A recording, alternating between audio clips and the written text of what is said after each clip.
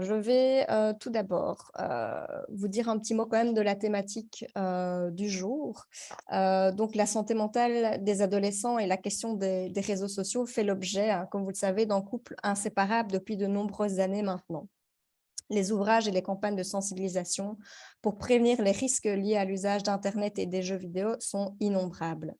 Une simple recherche sur internet avec les mots-clés «jeunes et réseaux sociaux» vous donne des articles du type: «Les jeunes sont complètement accros aux réseaux sociaux», «Les jeunes sont affectés par les réseaux sociaux», «Ils sont présents sur les réseaux sociaux et sont davantage sujets à l'anxiété», et cetera, et cetera.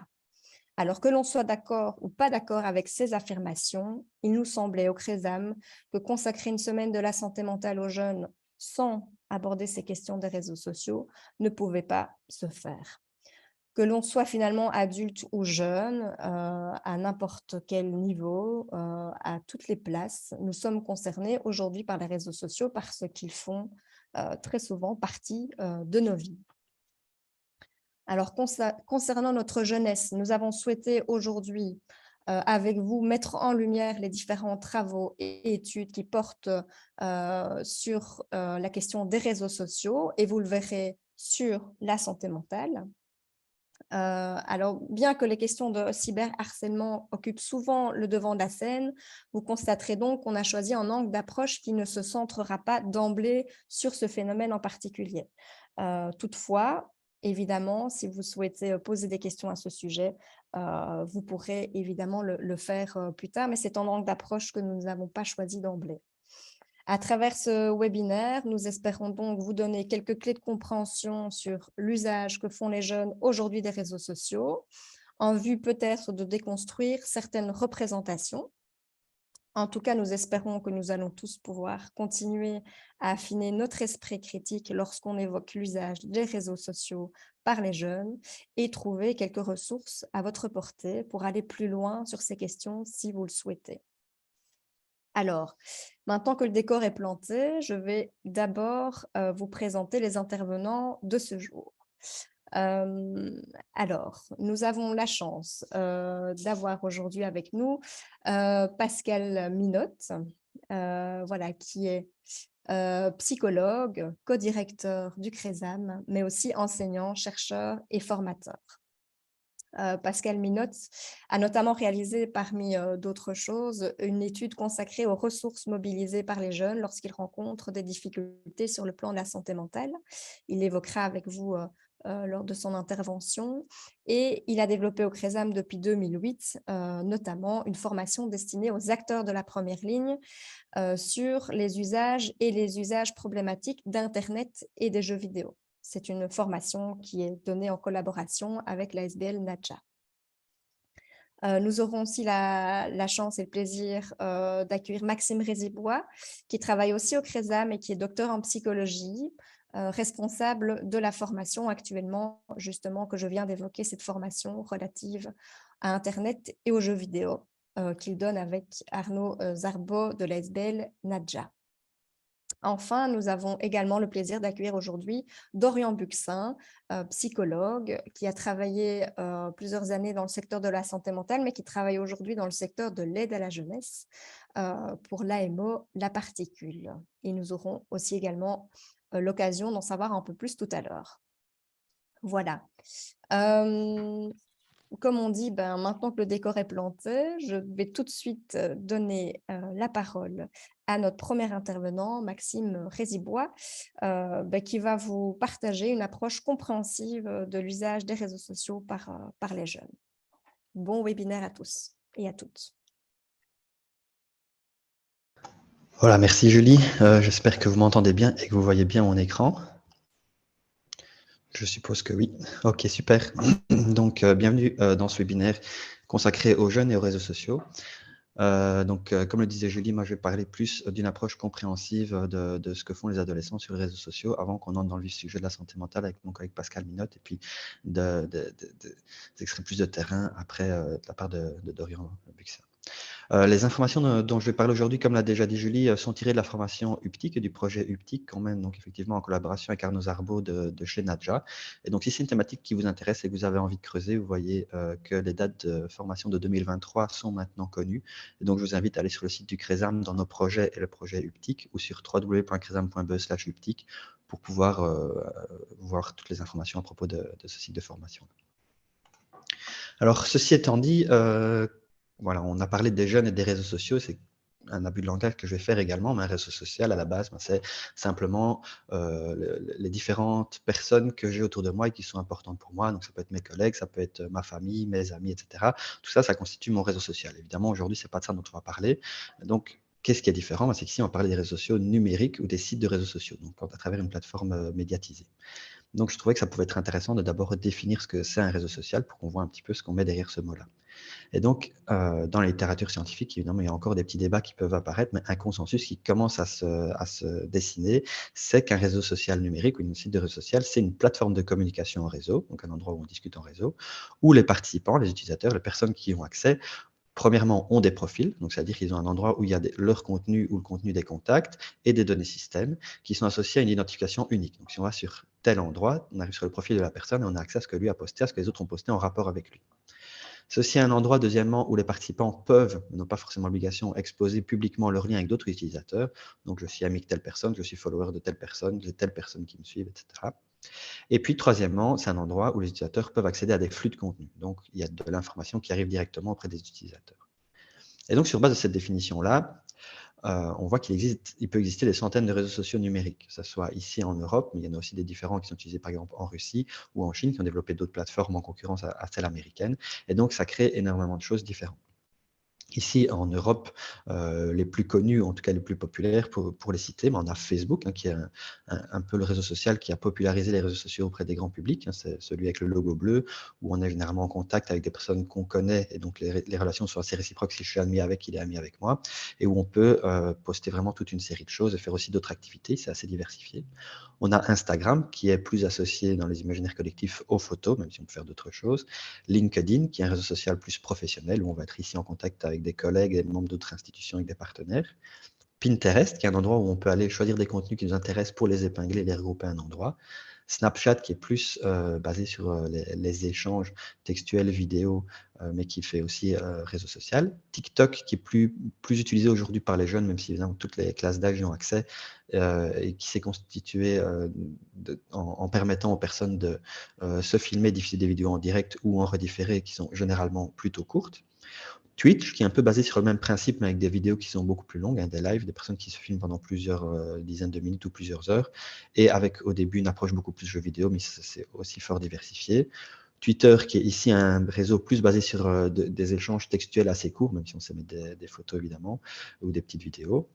WhatsApp, que certains considèrent plus comme une application de messagerie, parce qu'il permet d'échanger, mais qui est aussi un réseau social dans le sens où on peut faire des groupes, afficher qui est avec qui, et avoir accès à des flux de contenu. YouTube, qui est une plateforme de vidéo, mais aussi avec tout un aspect communautaire de réseau social où on peut créer un compte, s'échanger des vidéos, partager, mettre des commentaires, etc. etc. Et la liste peut continuer comme ça encore des heures. Donc, je ne vais évidemment pas tous les présenter aujourd'hui.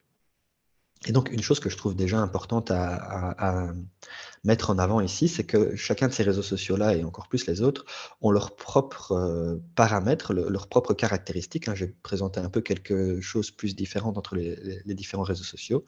Et donc, ils n'autorisent pas tous les mêmes choses. Et lié à cela, et aussi à ce qu'en font les utilisateurs, ils n'ont pas tous les mêmes normes. C'est-à-dire qu'on ne va pas s'autoriser les mêmes choses sur Facebook, où, par exemple, la plupart des gens ont leur vrai nom, leur vrai prénom, et sont associés avec des gens qu'ils connaissent de leur famille, de l'école, du cadre professionnel éventuellement, que sur Twitter, où on a la possibilité d'être derrière un pseudo. En plus, au niveau des normes, donc au niveau de ce qui est acceptable sur Facebook, c'est quelque chose qui est un peu plus lissé que sur Twitter, où les débats peuvent être plus francs, voire où une agressivité est plus facilement tolérée que sur Facebook. Évidemment, tout ça, c'est des tendances de groupe. Ça ne veut pas dire que le réseau n'est que ça ou ne permet pas le reste, mais on voit qu'ils ont chacun leurs normes. Et puis au sein du réseau social, évidemment, en fonction des échanges qu'on a avec des sous-groupes d'utilisateurs, on va recréer des autres normes d'utilisation qui seront différentes. Les motivations à utiliser un réseau social ne vont pas être les mêmes non plus, puisqu'ils ne permettent pas les mêmes choses, que ce soit techniquement ou dans ce qui est acceptable ou pas.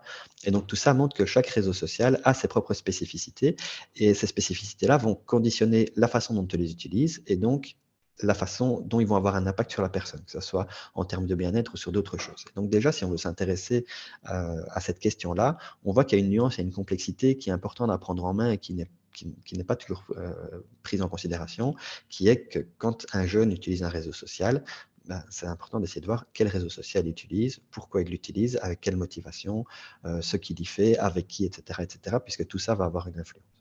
Pascal reviendra plus en détail là-dessus. Alors maintenant qu'on a posé un petit peu un autre décor qui est celui des réseaux sociaux, je vous propose donc de discuter un petit peu de ce que les adolescents y font. Et donc, on voit à l'heure actuelle, et Julie le mettait bien en exemple, qu'aujourd'hui, les jeunes utilisent massivement les réseaux sociaux. Et donc, la question, c'est, ben, tiens, comment est-ce qu'on peut comprendre cette utilisation massive et comment est-ce qu'on peut essayer de donner du sens à leurs usages?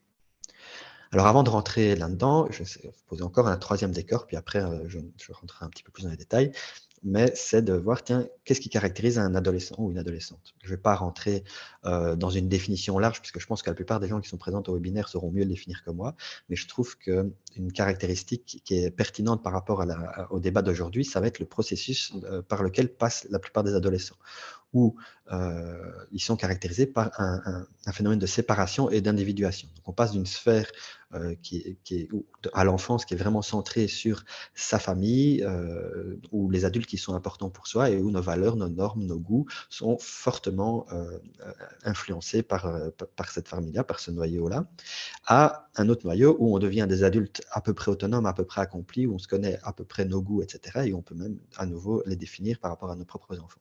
Et donc, pour se décentrer ici de sa famille et s'autonomiser, ben, comment est-ce qu'on fait adolescence en Occident? En général, on passe par une sphère d'autonomie relationnelle qui est centrée sur les pairs, P-A-I-R-S, donc les copains, les copines, les autres ados. Et pour pouvoir faire ça, il y a un besoin qui est vraiment prégnant à l'adolescence, c'est celui de rester en contact continu avec les autres adolescents. Là, on ne parle pas encore de réseaux sociaux, on parle vraiment des adolescents entre eux, ils ont ce besoin-là, qui était là déjà bien avant les réseaux sociaux. Et on voit qu'il y a une injonction qui est toujours plus forte à entretenir et à témoigner continuellement de ce lien social-là. Donc, c'est vraiment important de montrer que je suis toujours en lien, que l'autre a toujours de l'importance, que l'autre qui est important pour moi, mais je suis aussi important pour lui, etc., etc. Et donc, les usages peuvent déjà être compris avec cet angle d'approche-là. Si je prends un exemple, le fait de faire des selfies à plusieurs, hein, de se photographier, ben on pourrait dire, voilà, c'est un délire narcissique, on a besoin de se mettre en avant, mais il y a aussi une vision de, ben, c'est un prétexte pour pouvoir maintenir une relation ou engager une relation. Donc ça, c'est vraiment un aspect qui va être important. Et donc, partant de ce postulat-là, pardon, on a vraiment la vision que la grosse utilisation que les adolescents font des réseaux sociaux, elle peut s'expliquer sans avoir besoin d'avoir recours à la psychopathologie. On pense que pour la plupart des adolescents, l'utilisation des réseaux sociaux, elle est assez normale dans le sens où ils vont relativement bien, ce qui n'empêche pas qu'il y ait des dérives, on va en parler juste après. Et pourquoi est-ce qu'on pense qu'il y a un bon match qui peut se faire ici sans avoir besoin d'avoir des notion de psychopatho, c'est qu'on est dans une société actuellement où on est fort centré sur notre intérieur domestique, c'est-à-dire qu'on a une préoccupation qui est vraiment croissante pour la sécurité de nos jeunes. On parle de la société du risque, mais il y a aussi une injonction auprès des parents de protéger leurs enfants de ces risques, et donc on aime de moins en moins les laisser dehors. Il y a eu des faits de mœurs qui sont passés par là, on a eu l'affaire du trou en Belgique qui fait que la façon dont les enfants peuvent aller dehors a énormément changé avec les années, et où on a commencé à avoir pour beaucoup de familles, mais ce n'est pas la totalité bien sûr, mais pour beaucoup de familles, une angoisse de laisser les jeunes sans savoir où ils sont et ce qu'ils font. En même temps, en parallèle, on a une sécurisation qui est croissante au niveau de l'espace public par rapport aux incivilités des jeunes. On sait que les jeunes, quand ils se retrouvent, déjà, à minima, en général, ils font du bruit, mais des fois, ils se montent un peu la tête, ils ont des conduites à risque, ils pètent des trucs, etc. Et ça, c'est pas forcément bien vu par les riverains, par les autorités politiques, et donc on essaye de cadenasser ça, et on le fait de plus en plus. Et donc, on voit ici que les jeunes ont de moins en moins d'espace pour se retrouver. Et donc, les réseaux sociaux, ils arrivent ici comme un outil qui est vraiment à l'intersection entre ces deux côtés paradoxaux, puisqu'ils permettent aux jeunes de se retrouver entre eux, d'assouvir leurs besoins d'autonomie et de contact continu avec leur père, et en même temps de se conforter à l'injonction sociétale contemporaine qui est celle d'éviter de traîner dehors. L'expression traîner dehors, on entend déjà qu'on ne parle pas de quelque chose de très positif. Donc pour nous déjà, cet aspect-là permet d'expliquer pourquoi ça matche bien, pourquoi ça fonctionne bien entre les adolescents et les réseaux sociaux. Après, je pense que c'est aussi intéressant de creuser un petit peu dans ce qui peut motiver nos jeunes à aller sur les réseaux sociaux. Et donc, quand on interroge les jeunes et les moins jeunes sur ce qui les motive à aller sur les réseaux sociaux, on voit qu'on a 7 grandes catégories que je vous propose de parcourir ici. La première grosse catégorie, en particulier à l'adolescence, c'est vraiment les interactions. On disait qu'il y avait ce besoin de rester en contact continu avec les pairs. Le réseau social, une motivation d'aller dessus, c'est de se connecter pour pouvoir rester en contact. Montrer que je pense à toi, t'envoyer un message, t'envoyer juste un like pour montrer que je t'avais à l'esprit à ce moment-là, parce que c'est quelque chose qui est significatif pour moi. Une autre chose qui caractérise l'adolescence, c'est justement donc, de s'autonomiser, découvrir ses propres goûts, ses propres styles. Et donc, les réseaux sociaux permettent notamment d'affirmer son appartenance à certains groupes. Je peux commencer à montrer que je fais partie de groupes de tel type de musique, par exemple, ou de tel style vestimentaire, etc. etc.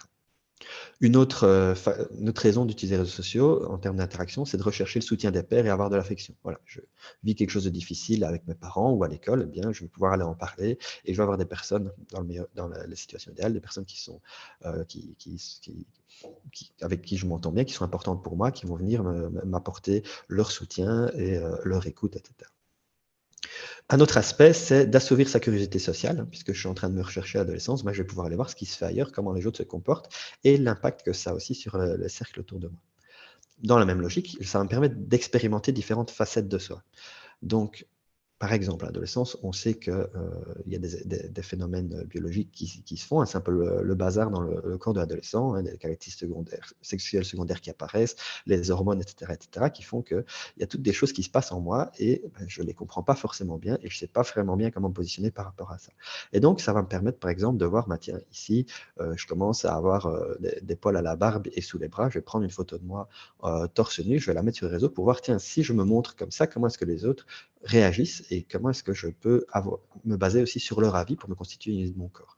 Si je commence à avoir par exemple des seins ou des choses comme ça, ou avoir conscience d'une certaine féminité et d'un certain pouvoir de séduction, je peux avoir envie de faire des photos un peu plus dans la séduction pour voir l'effet que ça a. Évidemment, si on regarde ça avec nos yeux d'adultes, ça peut être choquant parce que tout d'un coup, on se retrouve que nos petits enfants qu'on pensait encore tout innocents commencent à faire des choses qui lui ressemblent vraiment pas. Et alors, on peut avoir l'impression que tout d'un coup, c'est devenu, pour reprendre des expressions qu'on entend, une salope ou un gars superficiel ou des choses comme ça. Mais là, ici, on est vraiment dans des inquiétudes plutôt d'adultes parce que les adolescents, à la base, ils sont vraiment dans un processus où ils se construisent et oui, c'est pas parce qu'ils l'ont fait une fois qu'ils vont le faire en permanence. Ils vont voir comment ça réagit. Puis, si leur entourage réagit mal, ils vont avoir tendance à laisser tomber ce type d'approche-là. Si leur entourage réagit bien, ils vont avoir tendance à le faire de plus en plus. Une autre motivation, ça va être l'altruisme. Donc, on disait qu'on pouvait aller chercher le soutien sur les réseaux sociaux, mais on peut aussi donner du soutien, évidemment, sinon ça ne fonctionnerait pas. Une raison, c'est aussi de faire des rencontres avec de nouvelles personnes. Il y a aussi un aspect de surveillance qui revient dans les motivations, donc la possibilité d'aller voir ce que les autres font. Est-ce que ma meilleure amie, elle est autant ma meilleure amie que ce que je crois qu'elle est? Est-ce que je suis vraiment sa meilleure amie pour elle? Tiens, je vais aller regarder sur son profil, sur les messages qu'elle envoie. Est-ce qu'elle m'en envoie plus ou pas? Est-ce qu'elle envoie des meilleurs messages aux autres? Tout ce genre de choses qui peuvent créer éventuellement des conflits.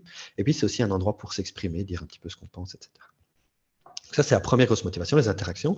Une autre, ça va être la mise en valeur, la valorisation. C'est un moyen de rechercher la valorisation sociale, donc de voir à travers les autres comment est-ce que je suis perçu. Donc, c'est une façon aussi de rechercher de l'attention, de développer l'estime de soi, puisque plus on est dans ces échanges-là, plus on construit sa connaissance de soi et ça participe à l'estime de soi. Alors, dans le bon et dans le mauvais sens, évidemment, selon les feedbacks qu'on a et les échanges qu'on a.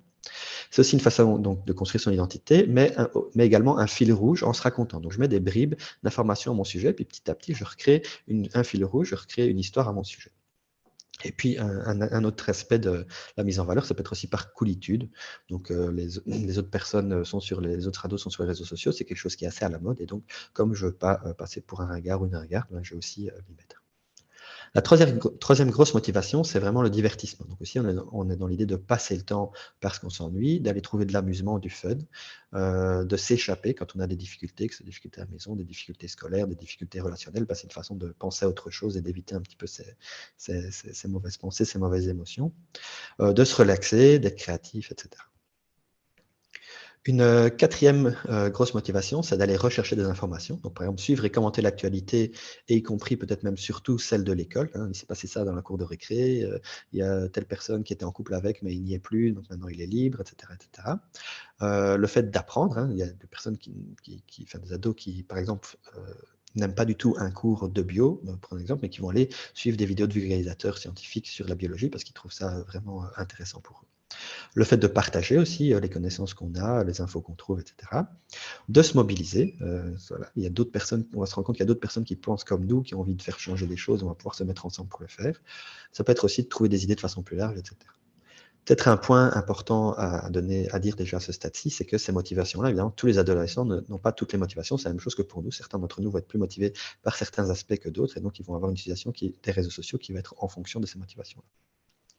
Les 3 dernières motivations, elles sont peut-être un petit peu plus pour les adolescents plus âgés et pour les adultes. Mais donc, il y a une utilisation plus instrumentale dans un but précis du réseau social. Donc, par exemple, trouver de l'aide pour les cours, avancer professionnellement pour trouver un job étudiant, par exemple, acheter ou vendre des articles en ligne, etc. La possibilité de laisser une trace de soi, donc d'archiver son vécu ou d'y partager ses souvenirs. Et puis alors, simplement le côté fun et pratique dans le sens où ça peut être intuitif. Donc, j'utilise par commodité ou parce que c'est quelque chose, une expérience assez plaisante. Donc voilà pour les grosses motivations des adolescents et de comment on peut un peu comprendre leurs usages. Donc si je veux résumer en bref, les réseaux sociaux numériques, ils donnent la possibilité à nos adolescents de nourrir leur questionnement identitaire, hein, donc de vraiment venir pouvoir avoir des exemples d'autres choses qui se font et puis de se tester par rapport à ça, et donc de produire et tester des discours qui sont à leur sujet, mais qui sont émancipés du discours parental. Donc si on se rappelle la sphère de progression, l'idée à un moment, c'est de pouvoir passer par un tiers assez large, qui est assez public, puisque c'est les pairs, pour pouvoir s'émanciper, s'autonomiser par rapport à nos parents et aux adultes de façon générale. Et donc, je trouve qu'ici, un concept qui est intéressant à prendre en considération, c'est celui que Serge Lusseron utilise, qui est celui d'extimité. Et donc, l'idée, c'est d'avoir des parcelles de soi qui sont normalement du domaine de l'intime, qui sont privées, mais que je vais exposer publiquement. Et à l'adolescence, c'est quelque chose qu'ils font beaucoup parce qu'ils dévoilent ces parcelles-là qui sont soigneusement choisies sur les réseaux sociaux, parce que ça permet au contact de réagir positivement dans le meilleur des cas et les valider, et donc de me construire dans ce qui est important pour moi et ceux qui sont importants pour moi aussi. Et donc, dans ce contexte-là, le partage de l'intimité, ça peut devenir aussi une preuve du lien. Telle autre personne, pour lui prouver l'importance qu'elle a pour moi, parce que c'est un ami très proche, ou parce que je suis en couple avec, ou ce genre de choses, eh ben, je vais d'autant plus partager mon intimité, éventuellement prendre des risques par rapport à ça, parce que ça va être une preuve de ce lien-là et une preuve de l'importance que cette personne peut avoir pour moi. Et donc, dans tout ce contexte, on peut comprendre que les usages numériques faits par les adolescents, ils sont vus comme une continuation de ce qui se passe en présentiel. En général, à l'adolescence, quels que soient les phénomènes qui les concernent, et même quand ça se passe mal, c'est généralement vraiment la continuité logique de ce qu'ils ont à l'école, dans le bus, dans la cour, etc., que ce soit les bonnes choses comme les mauvaises choses. Et donc, ça n'a pas beaucoup de sens à l'adolescence, et même à l'âge adulte, mais encore plus à l'adolescence, de venir avec un discours en disant, si c'est sur les réseaux sociaux, c'est pas réel ou c'est pas important pour eux, parce que des fois, des choses qu'on entend. Or, pour eux, s'ils sont en couple et qu'ils se font larguer sur Facebook ou sur TikTok, ça aura exactement le même impact que si c'est dans un cours de récré. S'ils essayent quelque chose, par exemple, qu'ils montrent leurs goûts musicaux et qu'ils se font clasher, ça aura le même impact. Si, à l'inverse, ils essayent de faire un petit peu les shows, de se mettre en avant, et puis que ça fonctionne bien, qu'ils sont bien accueillis, mais que ce soit sur le réseau social ou dans la cour, ça n'a pas de différence. Pour eux, c'est tout aussi réel dans un cas que dans l'autre. Voilà, ça c'est ce qui m'aura permis de vous poser un petit peu le décor et comment on peut comprendre l'utilisation des réseaux sociaux qui soient éloignés des discours, des problématiques ou des pathologies qui des fois prennent un petit peu plus le devant de la scène. Et je vais laisser alors mon collègue Pascal prendre la parole maintenant pour vous faire un petit topo justement de comment ces utilisations-là peuvent avoir une influence sur le bien-être de nos adolescents.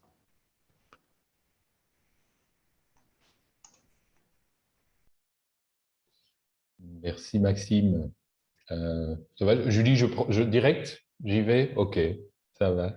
Alors, je vais essayer de vous partager mes slides. Quand je dis je vais essayer, a priori, je vais le faire. Ce serait bien malheureux de ne pas pouvoir y parvenir. Partager. Pouf, pouf. Voilà, ça semble fonctionner. Juste vous dire aussi, donc là, ce que je vais vous présenter ici, hein, c'est grosso modo la synthèse d'un rapport de recherche qu'on a réalisé l'année passée. J'ai eu la chance, notamment grâce au confinement, de travailler de façon assez, je dirais pas exhaustive, mais quand même avec pas mal de références bibliographiques autour de la question de la santé mentale des médias sociaux à l'adolescence. Et je vais vous partager d'ailleurs, voilà, sur le chat le rapport en question. Donc, concernant, enfin, il y aura peut-être à un moment la question, est-ce qu'il y a moyen d'avoir les slides? En tous les cas, moi, ça ne me dérange pas du tout de les partager. Cela étant, tout est d'autant plus et mieux expliqué dans le rapport en question, avec toutes les références bibliographiques, etc. Donc, voilà. Alors, comme je vous le disais, j'ai eu la chance de travailler cette question-là grâce notamment au confinement, et puis j'ai j'ai pu terminer après le confinement. Mais oui, ce que je vais faire maintenant, c'est tout simplement vous présenter une synthèse extrêmement rapide. Maxime a eu vraiment il a tenu son timing à la perfection. Personnellement, je suis un peu inquiet par rapport à ma capacité à le faire aussi bien. Mais je vais essayer de survoler un peu la littérature scientifique sur cette question du lien entre les médias sociaux et la santé mentale à l'époque de l'adolescence. Mais avant ça, je vais faire un tout petit pas de côté ou je ne sais pas si on dit de côté ou en arrière, ou prendre un peu de distance. Voilà. Pour vous dire deux mots, et vous verrez, ça va faire sens. Je pense que c'est tout à fait nécessaire de pouvoir prendre cette petite distance parce qu'elle a son importance dans ce que nous allons envisager ici. Alors, comme vous le savez probablement, vous avez pu l'observer, les médias sociaux, les écrans en général, sont l'objet depuis quelques années, ça n'est pas tout à fait récent, de ce qu'on pourrait qualifier de panique morale, c'est-à-dire qu'ils sont régulièrement, notamment dans l'espace public, dans les médias, dans les questionnements posés par les parents, les professionnels, etc., un certain nombre d'inquiétudes. On peut dire que l'angoisse prend souvent le dessus quand on évoque la question des écrans, quand on évoque la question des médias sociaux. J'ai listé quelques exemples là sur le slide. Alors peut-être préciser que la question de la panique morale, ce n'est pas, là ici mon propos, ce n'est pas de dire que les questions qui sont posées sur le slide sont des questions absurdes. Il y en a qui sont plus ou moins pertinentes, ça dépend, mais évidemment, il y a des questions très importantes qui sont posées. Je pense par exemple à ce qui a déjà été évoqué autour de la question du harcèlement et du cyberharcèlement. Évidemment, il était temps que la question commence à se poser. Il a fallu que le numérique soulève ces questions pour qu'on se penche d'ailleurs en Belgique sur cette problématique, alors que le harcèlement existe depuis le début de l'histoire de l'humanité, pourrait-on dire. Donc l'idée n'est pas de dénoncer le fait que ces questions seraient absurdes, mais tout simplement d'insister sur l'idée que là où il y a panique morale, il y a un certain nombre de biais, il y a une certaine façon, une certaine tonalité, une certaine façon d'aborder les questions autour des écrans, autour des médias sociaux. Les problématiques, alors on pourrait notamment pointer le fameux biais de confirmation qu'on va retrouver très souvent, c'est-à-dire la tendance que nous avons à considérer comme vraies finalement les informations qui vont venir renforcer chez nous l'idée que effectivement les médias sociaux à l'adolescence, c'est quand même quelque chose qui fait beaucoup de tort à nos adolescents, à cette nouvelle génération, etc. C'est aussi ce biais de confirmation, enfin, c'en est une de ses composantes, c'est finalement un certain nombre de recherches, voire la majorité des recherches qui seront orientées problème, en quelque sorte, qui viendront essayer de confirmer le fait qu'effectivement, il y a beaucoup de problèmes. Les recherches qui sont réalisées sur les médias sociaux portent énormément, en tous les cas, dans les premiers temps de la recherche sur ces questions, portent énormément sur les difficultés et les problèmes. Et assez peu, même si ça a tendance avec le temps, je trouve assez équilibré, mais assez peu sur les médias sociaux en tant que ressource, par exemple, concernant la santé mentale. Cette panique morale, elle a aussi un impact sur les métaphores, sur les explications qu'on a tendance, nous, à mobiliser, sur le vocabulaire qu'on va utiliser pour évoquer la question des médias sociaux, notamment avec les adolescents ou de façon plus générale entre nous. Or, ces discours-là, ces métaphores ont évidemment un impact extrêmement important sur notre façon de traiter la question, sur les solutions qu'on va pouvoir apporter. C'est cette fameuse proposition constructiviste, au moment où on croit décrire la réalité, en fait, on la construit. Et donc, la panique morale, ça n'est quand même pas rien. Et ça n'est pas que de la théorie, c'est aussi effectivement une certaine façon de construire la réalité. Alors, pour continuer à prendre ce petit recul, juste 30 secondes, la panique morale en question, il n'y a rien de neuf là-dedans. Elle s'inscrit dans une tradition, elle aussi vieille comme l'histoire de l'humanité, à savoir une tradition d'inquiétude vis-à-vis des nouveautés socio-techniques en général, socio-culturelles de tout temps. Les nouveautés ont inquiété, et une tradition aussi vieille comme l'histoire de l'humanité, d'une inquiétude vis-à-vis des générations montantes. Le fameux péril jeune, pour mobiliser le titre d'un film. J'ai pris un petit exemple là sur le côté qui en lui-même met les choses un peu en perspective. C'est un article de presse qui date, je pense, des années 20 ou 30, je ne sais plus exactement, mais l'article en question relaie tout simplement un fait divers, à savoir un jeune homme, si ma mémoire est bonne, s'en est pris à menacer sa mère et sa sœur avec une arme. Donc, évidemment, chose à ne pas faire, à réserver aux professionnels, enfin bref. Mais ce qui est intéressant dans cet article, c'est que l'explication qui est mobilisée, c'est que le jeune homme en question, et c'était très explicite dans le titre d'ailleurs, le jeune homme en question probablement a lu trop de romans, ce qui l'a amené à cet acte voilà, transgressif.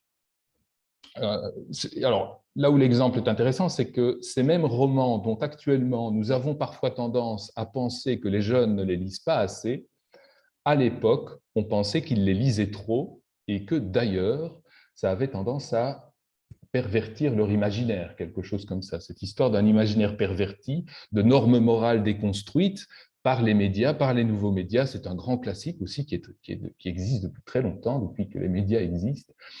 Et voilà, je trouvais cet exemple intéressant et qui nous permet aussi de penser de façon relativement raisonnable que ce qui nous angoisse maintenant sera relativement vite remplacé par d'autres angoisses et d'autres inquiétudes et par d'autres questionnements. Hein. On peut parier là-dessus. Alors, outre la question de la panique morale, ce que j'avais aussi envie de pointer, c'est la question des stéréotypes, parce que qui dit panique morale, mais il n'y a pas besoin qu'il y ait panique morale pour que des stéréotypes soient mobilisés. La question des écrans, de l'usage des écrans, la question de l'usage des médias sociaux, des jeux vidéo, etc., pour prendre des catégories très larges, mobilise un certain nombre de stéréotypes, la figure du geek, la figure du gamer, etc., la figure du jeune, bref, stéréotypes qui, généralement, se voient déconstruits par les recherches. C'est assez intéressant de constater que la plupart des stéréotypes, je ne sais pas si vous aurez des réactions et des questions tout à l'heure, mais la plupart des stéréotypes se voient généralement infirmés par la recherche. En l'occurrence ici, j'ai pris un rapport de l'Observatoire de l'enfance, de la jeunesse et de l'aide à la jeunesse en 2019 qui observait, en étudiant les loisirs des jeunes, que les jeunes qui renseignent, qui jouent aux jeux vidéo quotidiennement, j'insiste sur le quotidiennement, renseignent aussi plus d'activités physiques que ceux qui ne jouent jamais aux jeux vidéo ou que ceux qui jouent moins régulièrement aux jeux vidéo. Donc, pour dire qu'on est là sur quelque chose d'un peu contre-intuitif par rapport au stéréotype du geek en obésité morbide, dans sa cave, enfin voilà, toutes des choses. C'est d'ailleurs là un constat, entre parenthèses, qui a déjà été fait par les Américains dans d'autres travaux, qui eux sont pris par des problèmes de santé publique liés notamment à l'obésité depuis de longue date, et qui ont notamment, à une époque, se sont dit, tiens, on va essayer de réguler ce problème d'obésité en faisant des campagnes anti-écran. Ils ont constaté tout simplement que ça ne fonctionnait pas. Du coup, ils se sont demandé pourquoi est-ce que ça ne fonctionnait pas. Tout simplement parce qu'effectivement, là, les stéréotypes ne se confirment pas. Enfin, voilà, le levier était mauvais. Ce qui a fonctionné, ce qui marche bien, notamment ce que les études montrent, c'est que s'en prendre et faire des campagnes de sensibilisation concernant l'usage des sodas, par exemple, est beaucoup, beaucoup plus efficace. Et là, pour le coup, fonctionne. C'est une parenthèse, là, je digresse. Cette histoire de stéréotypes, concrètement, sur le terrain, en termes d'intervention, c'est évidemment extrêmement préjudiciable aussi. Ça nous encombre dans nos représentations au moment de rentrer en contact avec les jeunes. Et puis, ça nous empêche parfois de valider, de reconnaître le caractère positif des activités qu'ils font avoir. Dans un contexte, vraiment, enfin, là j'enfonce peut-être une porte ouverte, mais ça me semble essentiel de le rappeler, c'est que nos enfants et nos adolescents vont avoir cette fâcheuse tendance à développer les qualités que nous leur reconnaissons. D'où l'importance de se trouver nous-mêmes en capacité de reconnaître ces qualités et donc de peut-être nous départir d'un certain nombre de stéréotypes et tout simplement, voilà, de se trouver dans une posture comme ça de curiosité plutôt bienveillante, en essayant de ne pas trop s'encombrer des stéréotypes en question. Bien. Je pense que Julie l'a introduit. On a fait au CRESAM effectivement une recherche sur les ressources mobilisées par les adolescents lorsqu'ils sont confrontés à des situations de souffrance psychologique.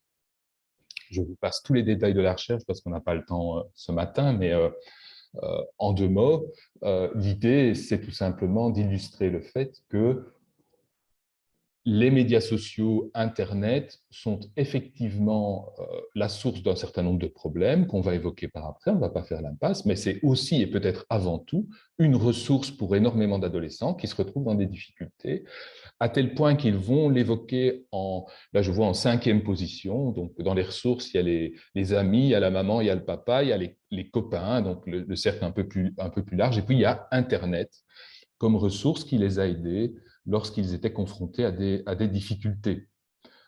Je pense, pour vous donner un exemple très classique, mais par exemple les jeunes qui rencontrent des difficultés d'intégration liées, par exemple, voilà, par rapport à leur orientation sexuelle, par exemple, qui sont soit en questionnement, soit en recherche de soutien, qui ont du mal à en parler à leur entourage direct, vont éventuellement pouvoir partager sur Internet, trouver des personnes qui vivent ou qui ont vécu les mêmes difficultés qu'eux, etc., etc. C'est un exemple parmi beaucoup d'autres. Donc, important quand même de pointer, même si la recherche, enfin, même s'il y a eu un sous-investissement de la recherche sur ces dimensions, mais qu'Internet est une ressource aussi. Et donc, évidemment, mais ça, j'imagine que tout le monde sera d'accord avec ça. L'idée, même s'il y a des difficultés également, l'idée de priver les jeunes d'Internet, c'est aussi les priver d'une ressource. Et ce serait potentiellement, même si là, c'est très théorique vu que ça n'existe pas et ça n'est pas possible, mais potentiellement tout à fait dommageable pour certains d'entre eux. Voilà, je partage avec vous. Oui, alors, je vous conseille vraiment la lecture là, du bouquin qui est renseigné dans les slides parce que tout ça est détaillé, mais Internet pour s'informer et partager concernant la santé et la santé mentale, l'EVRAS aussi, l'éducation à la vie relationnelle, affective et sexuelle.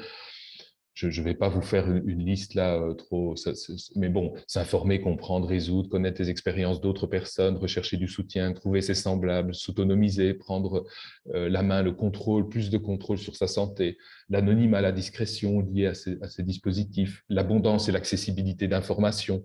J'ajouterais que les jeunes ne sont pas si crédules qu'on peut parfois le penser, ils mènent aussi leur enquête, ce qui ne nous empêche pas, comme les adultes, de faire parfois des erreurs, de se faire avoir sur certaines choses, mais il faut sortir d'une vision qui serait, voilà, trop simpliste, de la capacité des jeunes à avoir un regard critique sur l'information qu'ils trouvent sur Internet. Bon, évidemment, l'autodiagnostic aussi, mais surtout comprendre un diagnostic qui leur a été transmis par un médecin, par exemple, comprendre une information transmise par le médecin, l'automédication, mais finalement extrêmement peu, beaucoup moins qu'on ne peut penser, militer parfois pour faire reconnaître certaines choses liées à la santé mentale, croiser l'avis du médecin, avoir d'autres avis, rechercher et ou consulter un professionnel. Bref, voilà. Je vous ai fait la liste rapidement, étant donné tout ce que j'ai envie d'aborder là ce matin.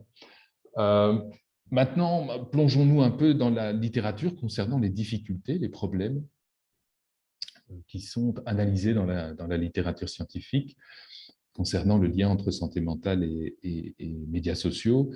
Encore une fois, un petit élément introductif qui, à mon sens, est tout à fait indispensable, même si c'est un peu chronophage, mais les recherches concernant ce lien entre santé mentale et médias sociaux sont des recherches qui sont essentiellement basées sur des liens, la plupart d'entre elles dans tous les cas, sur des liens de corrélation.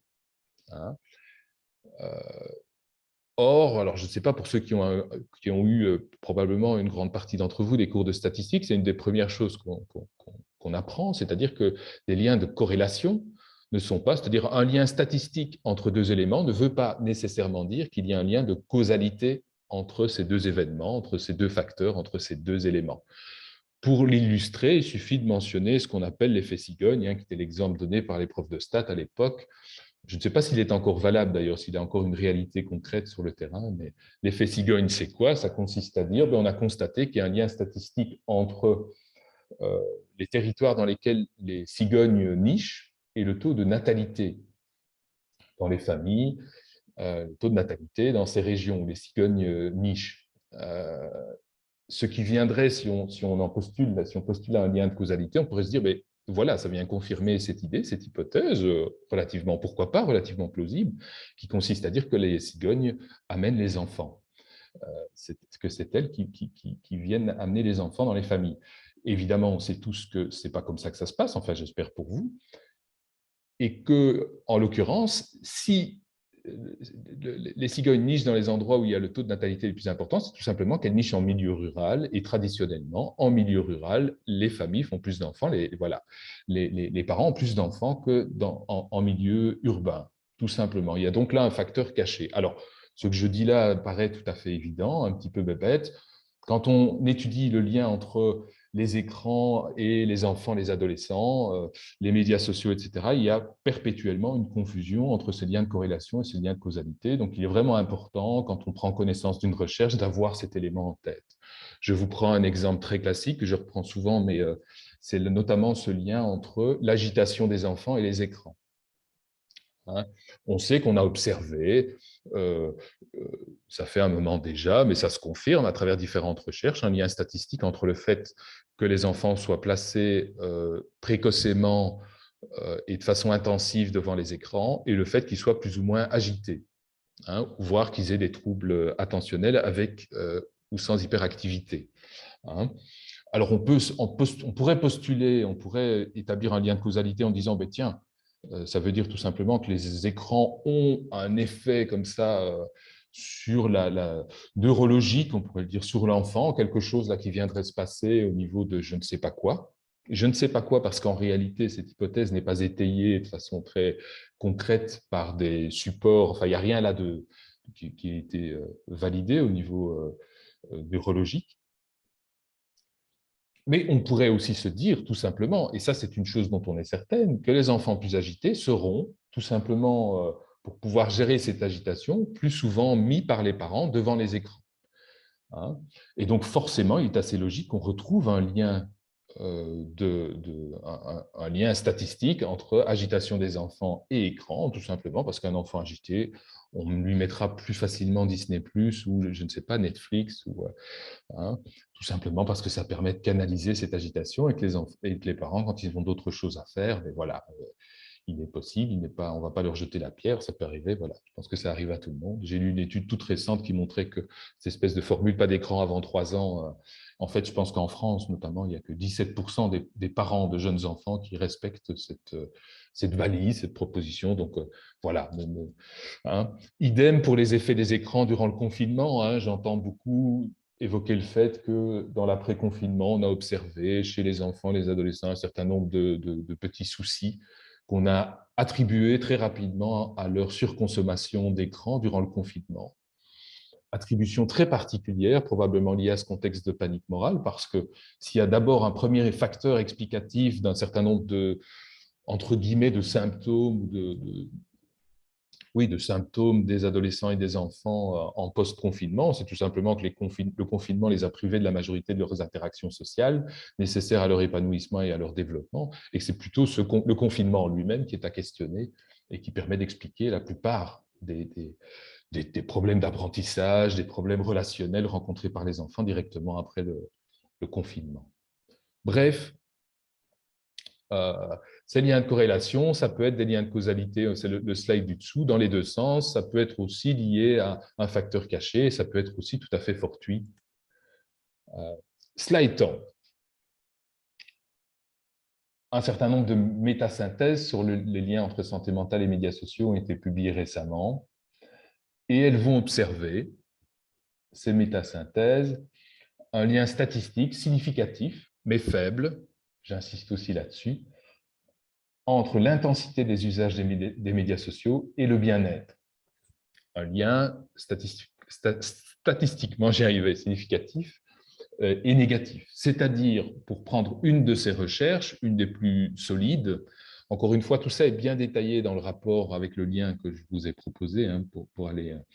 Par exemple, l'utilisation des médias sociaux expliquerait au maximum 0,4% de la variation du bien-être chez les adolescents.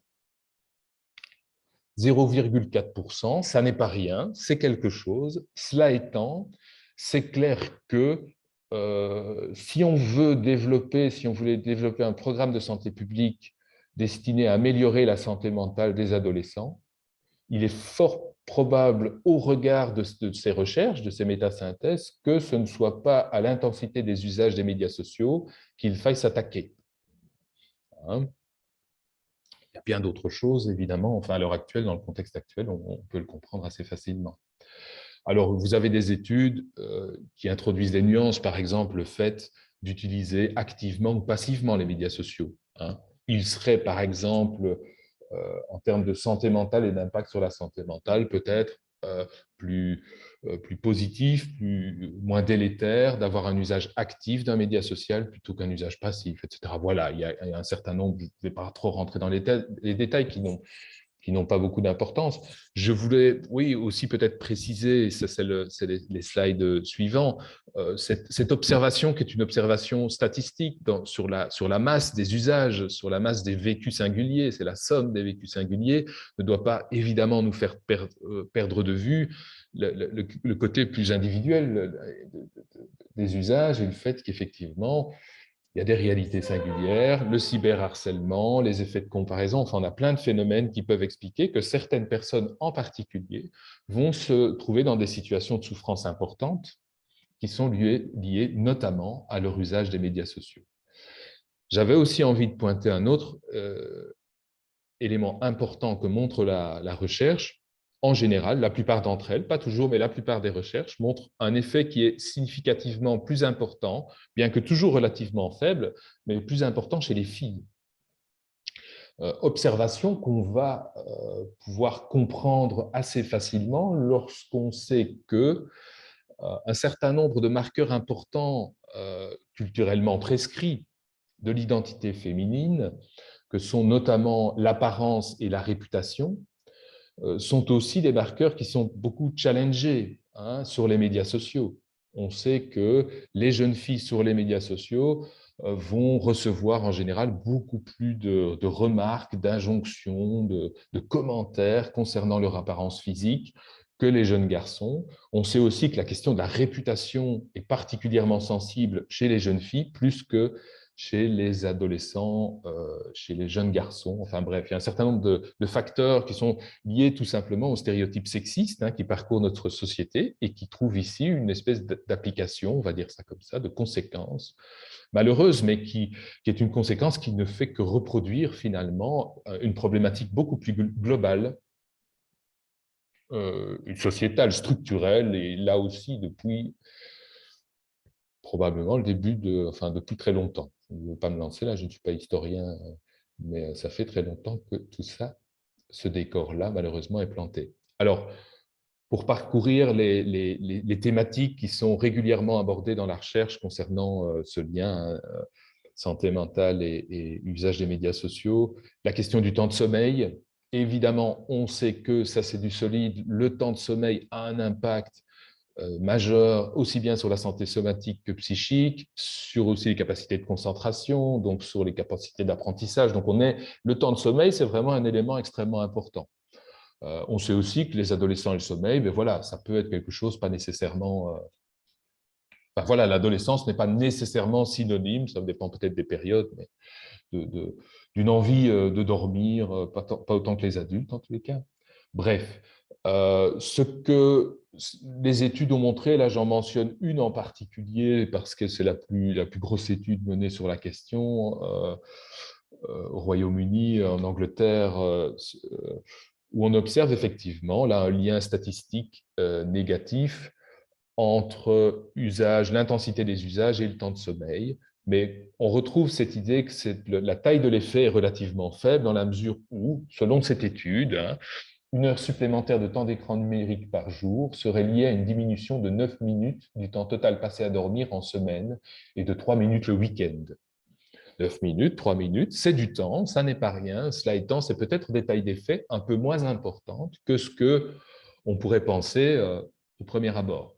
Sur cette question du temps de sommeil, moi j'ai vraiment envie d'insister sur une chose extrêmement importante dans notre pratique de terrain, à savoir les adolescents ont, tout comme les adultes, les enfants aussi, des troubles du sommeil qui sont liés au stress, qui sont liés à plein de choses, qui peuvent être liés à plein de choses, qui sont liés aux difficultés qu'ils vont rencontrer, à leur appréhension du lendemain, enfin à plein de choses, exactement comme les adultes.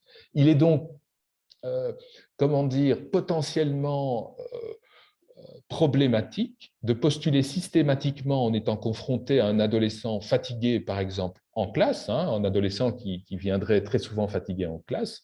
Il est donc problématique de postuler que c'est parce que, tout simplement, il joue trop aux jeux vidéo ou il est trop sur les médias sociaux. Et vous savez comment sont les jeunes actuellement. Je termine un peu la proposition. C'est une proposition problématique. Évidemment, avant tout, il faut se demander si le jeune en question ne vit pas une difficulté, des angoisses. On sait que plus ou moins un tiers des adolescents sont sur une année stressés, notamment par la question scolaire, par l'école. Donc la vraie question à se poser, c'est est-ce qu'il y a quelque chose qui fait que cet adolescent a des difficultés pour s'endormir? Et on sait bien que si on a des difficultés pour s'endormir, on va tuer le temps. On va tuer le temps avec quoi? Avec les médias à disposition, ça ne dérange personne en général. Enfin, c'est une façon de passer le temps et de rendre la situation plus agréable qu'elle ne l'est. De chasser les angoisses aussi, de se distraire, comme l'a dit Maxime. Voilà. Désolé pour le rythme un peu soutenu, on passe d'une question à l'autre, on fait un survol. L'effet de comparaison était également très travaillé en recherche. Encore l'actualité récente aussi, on voit pas mal de chirurgiens, notamment qui font de la chirurgie esthétique, qui témoignent du fait que des jeunes hommes, des jeunes femmes, c'est aussi une question très genrée, beaucoup de jeunes femmes viennent avec la demande de ressembler à leur image, aux images Instagram trafiquées par des filtres, avec des visages qui sont comme ça améliorés par l'usage de filtres, etc. Certes, on est là face à une problématique qui semblerait qu'il y ait effectivement une corrélation, là aussi un lien statistique négatif entre certains types d'usage des médias sociaux et des problèmes au niveau de l'image du corps, des difficultés, voire même des problèmes plus de troubles alimentaires. Ici, toujours, vous avez compris, moi j'essaye toujours de prendre un petit peu de recul et quand même de pointer aussi effectivement que ces images de corps parfaits ne sont pas uniquement véhiculées par les médias sociaux, mais depuis bien plus longtemps également par les médias traditionnels. Je vous ai mis 3 couvertures de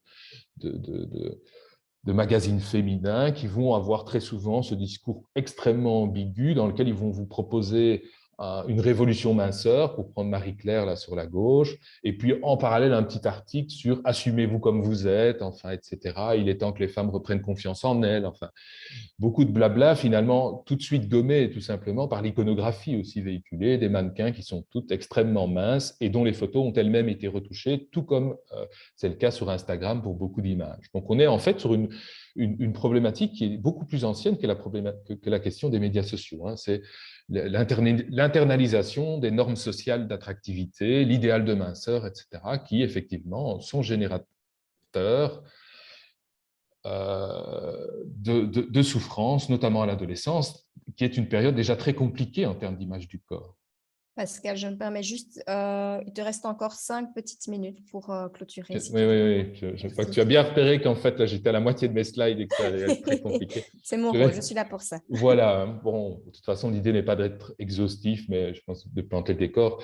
Là, ici aussi, rajouter un peu de complexité par rapport à cette problématique liée à l'image du corps, l'idéal de minceur, etc. Cet idéal de minceur, c'est aussi un idéal qui est lié à de santé publique. Donc, il n'y a pas que les médias sociaux, il n'y a pas que les médias qui sont là dans des considérations esthétiques, mais on va aussi retrouver les pouvoirs publics, les services qui travaillent dans la prévention des maladies, etc., qui vont aussi dans… Donc, on est là dans une question très, très, très compliquée. Ce qu'on peut se dire aussi, partant de là, c'est que ces photos qui valorisent des corps plutôt minces vont avoir alors aussi un impact différencié, c'est-à-dire les plus fragiles d'entre nous potentiellement, ou les plus en questionnement ou avec une estime de soi plus fragile, vont être impactés négativement par ces images, alors que d'autres vont être motivés par ces images, et ça va les amener finalement à développer des comportements qui vont plutôt être bons en réalité pour la santé mentale.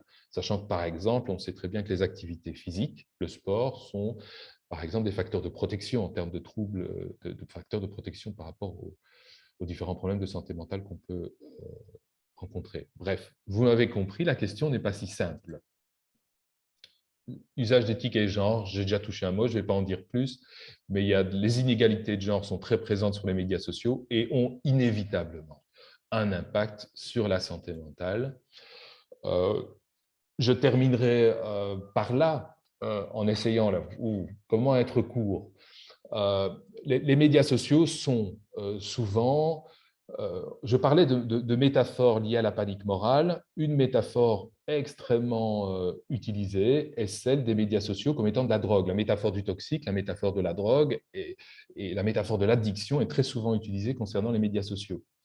On ne va pas se lancer ici, en tous les cas là tout de suite, dans un débat sur la pertinence ou non. Il faut savoir que c'est un débat assez animé entre experts, entre chercheurs. Hein. Il n'y a pas du tout un consensus là-dessus sur, comment il faut appeler ces usages problématiques. Le consensus est sur le fait qu'il existe des usages problématiques, mais alors où est-ce qu'on doit les classer? Est-ce qu'il faut en faire une nouvelle pathologie? Ça n'est pas sûr du tout.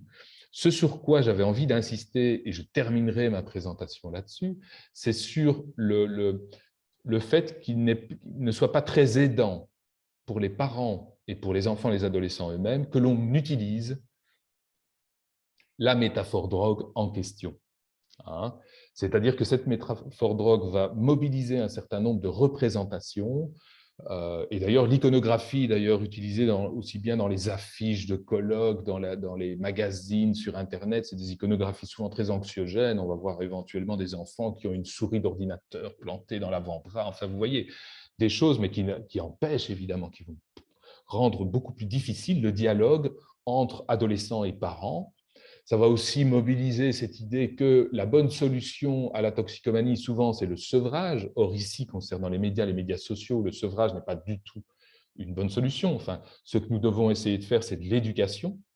La majorité des difficultés liées à l'usage des nouveaux médias, des médias sociaux, des jeux vidéo, etc., sont des problématiques éducatives, sont des problématiques liées à l'adolescence et qui, comme Maxime a dit, ne demandent pas le recours à la psychopathologie.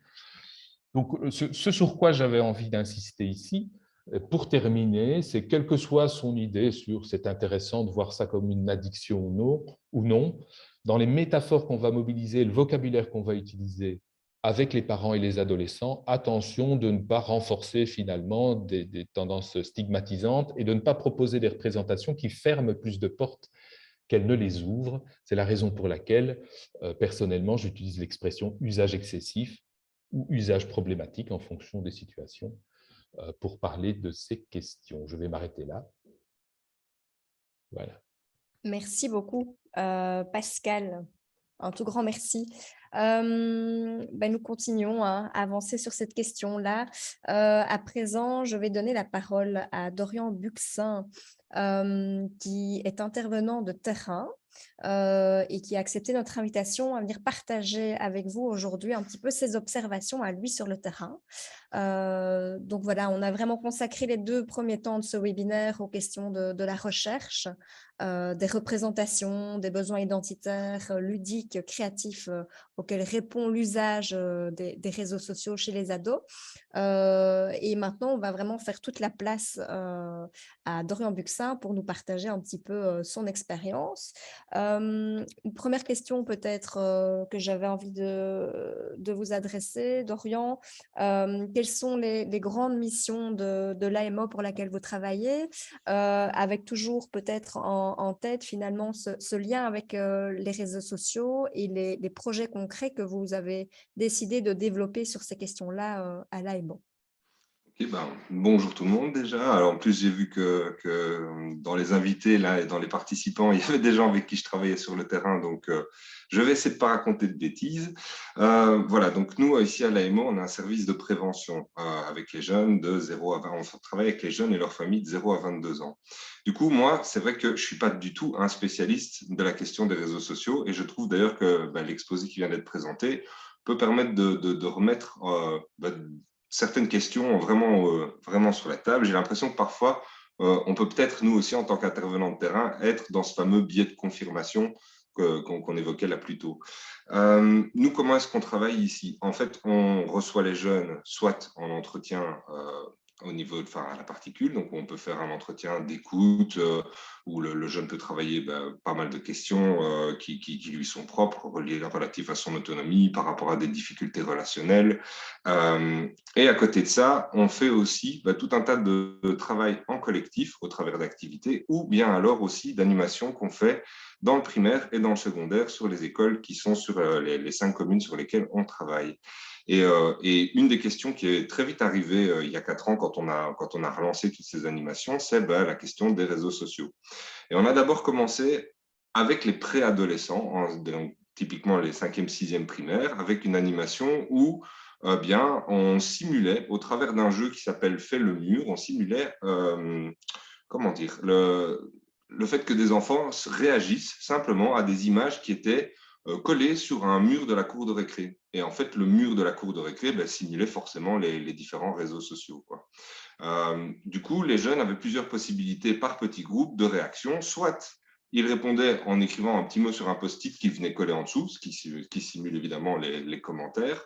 Soit ils pouvaient essayer, s'ils savaient qui était la personne, d'aller discuter. Alors là, on faisait un petit jeu de rôle avec eux, avec les petites questions qu'ils pouvaient évidemment se poser. Donc du coup, lors de cette animation-là, donc dans les différentes thématiques qui sont trouvées, il y a effectivement peut-être un élève qui se fait harceler, ou bien un élève qui se met en avant sur les réseaux sociaux, une jeune fille qui pose des images d'elle sur la plage, ou bien un jeune qui se vante d'être le meilleur au foot. Et ça faisait très fort réagir les jeunes. Et puis alors après, venait un petit peu ce moment de bascule dans l'animation, où on leur posait un petit peu les questions. Tiens, ça vous fait penser à quoi? Et il y avait quelques jeunes qui tiltaient en disant, tiens, oui, ça me fait penser aux réseaux sociaux. Et en fait, c'est là où les choses évoluent aussi très, très vite de notre côté. C'est qu'il y a 4 ans, quand je faisais ces animations-là, je pense qu'il y avait un tiers des classes des élèves de la classe, qui avaient déjà eu accès aux réseaux sociaux. Là, maintenant, quand je fais le constat cette dernière année où on a fait cette animation, qu'on a dû d'ailleurs complètement modifier, il y avait quasiment 100% des jeunes qui étaient soit déjà allés sur les réseaux sociaux, soit avaient déjà un compte. Et donc, du coup, ça n'avait plus vraiment un intérêt de simuler parce qu'en fait, les jeunes étaient déjà très au clair et très vite, au bout de 5-10 minutes de l'animation, ils se rendaient bien compte qu'on simulait les procédés des réseaux sociaux, quoi. Et donc, progressivement, on en est venu à devoir modifier cette animation, et on est encore en cours de la modifier pour que ça devienne quelque chose qui est donc du coup plus vraiment dans la prévention, mais on est plutôt beaucoup plus dans une espèce de réaction, de dialogue avec eux.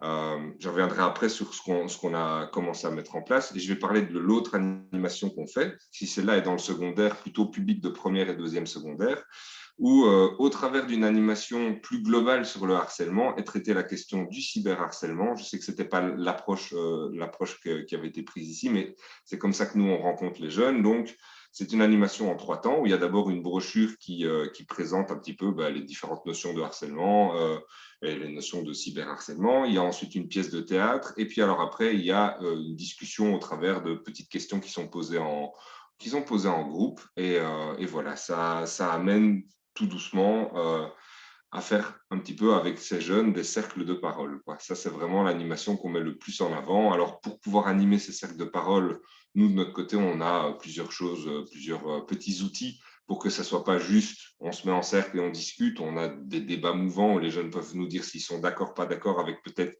certains clichés du style c'est plus facile de se faire des amis sur les réseaux sociaux. Enfin, l'idée est d'arriver à avoir quand même un climat de confiance pour pouvoir évoquer certaines situations. Et c'est vrai que si j'entendais bien dans tout ce qui était dit avant, le fait que, oui, les réseaux ne créent pas nécessairement toutes les difficultés qu'il peut y avoir, moi, je pense quand même, sur le terrain, devoir tirer le constat que ça contribue quand même à un effet qui amplifie certaines difficultés aussi. C'est en tout cas le constat qu'on pouvait tirer ici, les dernières animations dans les écoles en primaire, rien que par l'utilisation, peut-être parfois, comme on avait dit, c'était peut-être aussi un souci d'éducation, mais qu'il y a une question éducative plutôt derrière. Le fait que les enfants soient sur les réseaux sociaux, une grosse majorité des élèves de la classe de 5e, 6e primaire avaient eu affaire à du contenu pornographique, pas parce qu'ils l'avaient cherché peut-être directement, mais parce que, en cliquant sur un lien, en étant dans un chat ou sur une discussion, voilà, il y a un lien qui les amène vers une vidéo qui pensait être peut-être une des choses qui nous avait été dit, c'est une vidéo de chat. Et puis alors, en fait, on ne se retrouve pas du tout sur une vidéo de chat. On se retrouve sur autre chose. Tout ça amène vraiment la question chez nous de tiens, comment est-ce qu'on en arrive à traiter ça? Et alors après, il y a aussi les gens avec qui on travaille, les écoles qui viennent vers nous en disant de plus en plus la question des réseaux sociaux, la question des différents moyens que les jeunes ont de communication amène des situations qui sont parfois conflictuelles en dehors de l'école et qui ressortent très fort dans l'école. Et alors, on est quand même de plus en plus interpellé avec tout ça, quoi. Donc, c'est vrai que moi, je viens un petit peu ici avec peut-être le côté, bah oui, tout ce qui est peut-être difficile, qui est amené de tous ces jeunes qu'on rencontre. Je pense aussi à tous ces entretiens individuels qu'on a ici à la Particule avec les jeunes où bah, des jeunes filles nous disent que en fait, c'est presque devenu la norme de recevoir des nudes. C'est presque un moyen de communication qui est devenu basique. Il y a quelque chose qui se modifie là, clairement, dans la manière dont les jeunes peuvent interagir. On a aussi de plus en plus de jeunes qui nous montrent leurs conversations et on peut voir qu'il y a quelque chose avec une certaine violence derrière, dans le sens où ils imitent peut-être un petit peu les clashs qu'ils ont pu voir parce qu'ils sont en train d'imiter les youtubeurs qu'ils vont regarder ou les tiktokers ou autres. Et voilà. Et je pense aussi qu'on a de plus en plus de parents qui se sentent un petit peu désemparés. Alors, l'idée, nous, clairement, c'est pas de stigmatiser non plus les réseaux sur lesquels ils sont, mais de se rendre compte quand même qu'il y a un effet qui amplifie vraiment ben voilà, toutes les difficultés auxquelles les jeunes sont confrontés, quoi. Voilà. Je ne sais pas si ça répond à la question. Merci beaucoup, Dorian. J'ai toujours plein de questions à moi pour réagir, mais je vais vraiment laisser d'abord la parole au public, aux participants. N'hésitez pas à poser vos questions dans le chat ou maintenant, si vous le souhaitez, en levant la main, tout simplement, à micro et caméra ouverts. C'est le moment. Peut-être aussi inviter nos intervenants, Maxime Rézibois et Pascal Minot, à réagir s'ils le souhaitent. Voilà, cette dernière intervention. Vous avez notamment fait part des ressources d'Orion et on y reviendra ensemble. Est-ce que tout d'abord, quelqu'un souhaite réagir là, maintenant? Je regarde si quelqu'un lève la main pour prendre la parole. Peut-être un petit mot, juste, tout à fait. Donc, ah oui, c'est bien, il y a une question qui va arriver, mais juste, bien sûr, il existe des usages problématiques. Et d'ailleurs, au CRESAM, peut-être, on l'a dit au tout début, on propose une formation en 6 journées, dont chaque journée est centrée sur, alors notamment, par exemple, on a évoqué la pornographie, mais sur l'EVRAS, par exemple, on va passer une journée sur l'EVRAS à l'ère d'Internet. Mon propos, c'était quand même surtout de dire aussi que ce sont des problématiques essentiellement éducatives, et qui concernent du coup, pour une partie d'entre elles, peut-être un peu moins la santé mentale. Alors, la santé mentale, c'est vrai que l'expression est très large. C'est vrai que si on entend, c'est clair qu'il y a le bien-être, en tous les cas, voilà, c'est des questions qui sont à bien situées du côté de l'éducatif. Et ça me semble important de le mentionner. Mais tout à fait, il y a plein de situations problématiques, on est bien d'accord.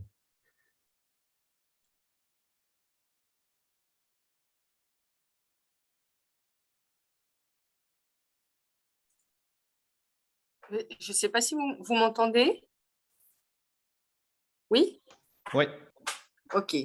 Moi, j'avais juste une question. Si vous parlez d'éducatif, et donc là, dans le cadre de mon travail, pas tellement, mais en tout cas en tant que maman, oui. Je me demande où est-ce qu'en tant que parent, on peut également trouver des moyens je vais le traduire en français. En gros, moi, je me sens complètement dépassée. Et donc, quand bien même j'essaye d'introduire un contrôle parental sur un tel réseau ou autre chose, ça ne fonctionne pas toujours des masses. Et deux, je ne sais pas toujours comment faire, simplement parce que je suis complètement dépassée par, oui, je peux utiliser Facebook, ok, mais tout ce qui est TikTok et compagnie, je suis complètement larguée. Et dans un deuxième point, c'est, et là c'est un peu plus général, c'est quels sont les signes auxquels on doit faire attention lorsqu'un enfant pourrait être en danger.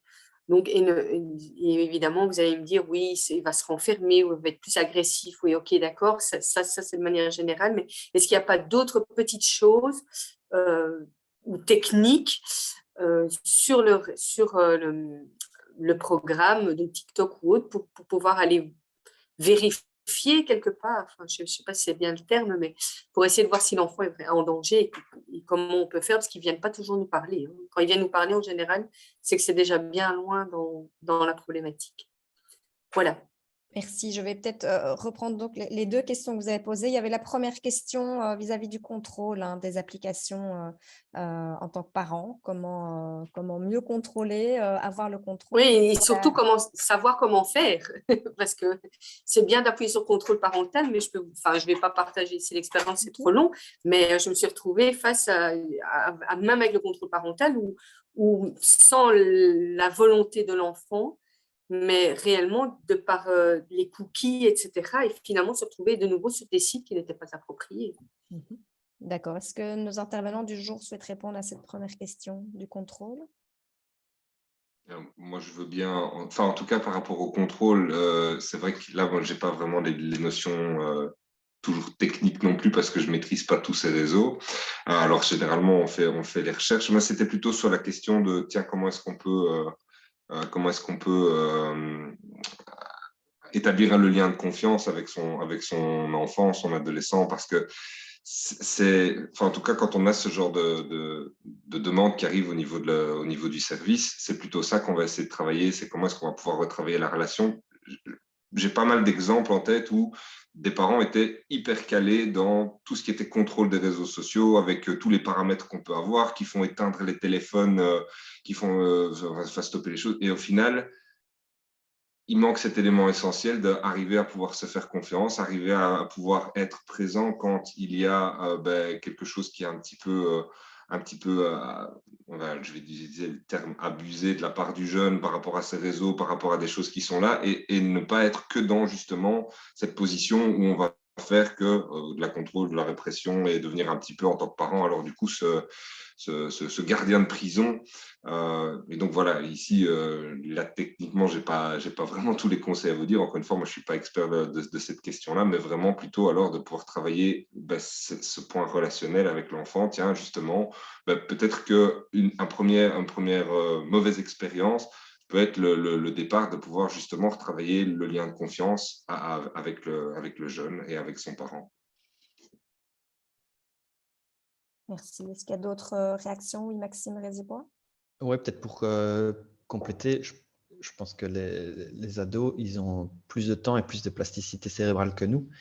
Et donc, ils vont toujours développer des stratégies plus rapidement que nous. Et donc, si on est dans ce principe de jeu et de la souris dans lequel on peut rentrer quand on met du contrôle parental, s'il y a des situations qui nous échappent, elles vont potentiellement continuer à nous échapper parce que le jeune, il va à chaque fois avoir une longueur d'avance. En tout cas, quand on les interroge sur ce sujet-là, ils ont toujours des stratégies. Et des fois, c'est simplement utiliser une autre machine. Donc, on veut les protéger, on met plein de choses sur leur smartphone, par exemple. Puis, en fait, ils sont à l'école, ils utilisent le smartphone du copain, de la copine, et ils se retrouvent quand même confrontés à des choses dont on voulait les protéger. Donc, il y a ici quelque chose que je pense qui est très difficile en termes d'être à la page techniquement. Je pense que c'est pas forcément peine perdue. Et je rejoins vraiment Dorian Buxin dans ce qu'il dit de l'importance d'essayer d'avoir un climat qui permet à l'adolescent de, s'il a des difficultés, savoir qu'il peut venir se confier. Et je pense que là, ça vient aussi, Pascal en parlait dans sa présentation, sur la vision qu'on a des outils qu'ils utilisent. Si déjà on se dit qu'ils perdent autant là-dessus.